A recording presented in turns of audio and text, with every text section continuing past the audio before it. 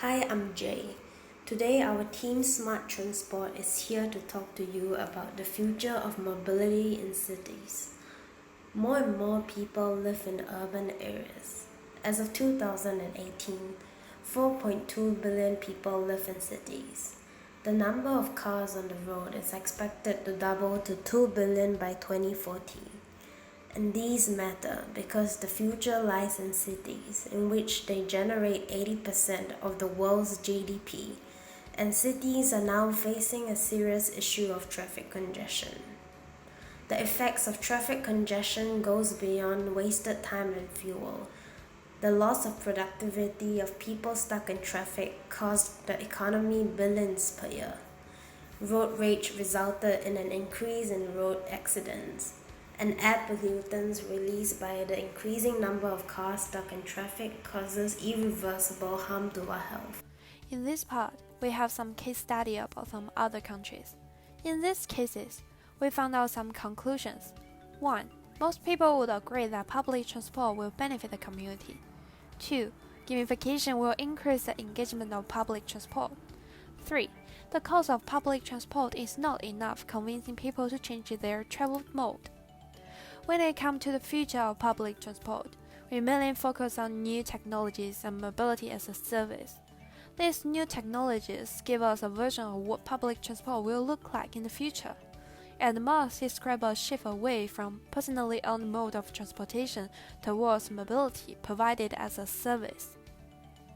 For behavioral change, we look at some of the factors that are stopping people from taking public transport. Factors such as common transit problems, social identities, and perception of safety have shown to affect users' perception of public transport. So, in order to better incentivize behavior, to encourage users to take public transport, we decided to look into gamification and how it is being used to improve engagement and motivation for the riders. Elements such as immediate real-time feedback, competition, and consistent challenges have been found to be effective in promoting a sustainable behavioral change. Beat the Street is an example of gamification where players can score points for the distance they walk, cycle, or scoot. Real-time feedback and incentives keep the game engaging for the players. Intelligent Health surveys players after the game to evaluate the success of Beat the Street. The chart above shows the key findings of participants increasing their weekly walk by 180 minutes per week and their overall levels of physical activity by 235 minutes per week in 2017. Another factor that aids alongside gamification is the use of persuasive system design. This diagram shows that by selecting effective persuasive strategies in the associated game design elements, it helps in promoting a sustainable behavioral change. The survey used to study our stakeholders communicated that the age bracket of 18 to 24 years had a higher frequency of public transport use. Those with private transportation preferred to use them due to convenience, flexibility, and efficiency. Although public transport was disliked for its punctuality, lack of cleanliness, etc., it was seen as an affordable and eco-friendly option. Furthermore, majority of the participants agreed that frequent use of public transportation will positively influence environmental sustainability. Within prototyping, we interviewed stakeholders via survey, where it was found that though users understood the benefits of public transport, they weighed its value based on individual travel criteria.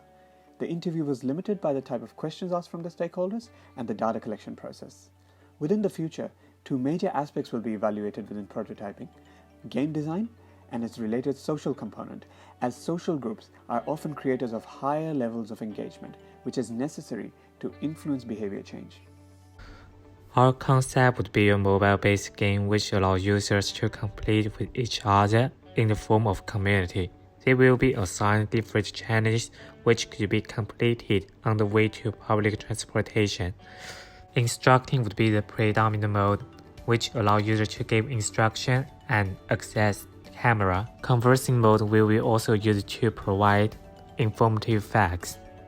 We were trying to integrate public transport into people's daily life, but it demands various resources to support their behavior change.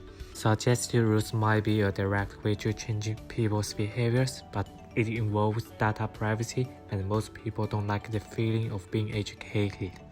Remote work and future transport might not be feasible enough at this stage. Our next step is to use our prototyping and our research to narrow down exactly what functionality should be included in the solution. From there, we will need to revise this functionality in cycles of increasing fidelity. This will primarily focus at first on looking at gamification through the lens of a solution. Whilst we've encountered a number of challenges in communicating and collaborating in a manner that is conducive to effective teamwork, we've been attempting to solve many of these issues by creating a Kanban board in Trello. At the moment, this has been to ensure that everything was prepared for this milestone, but will be adapted and extended for greater level of details to accommodate a wider range of tasks.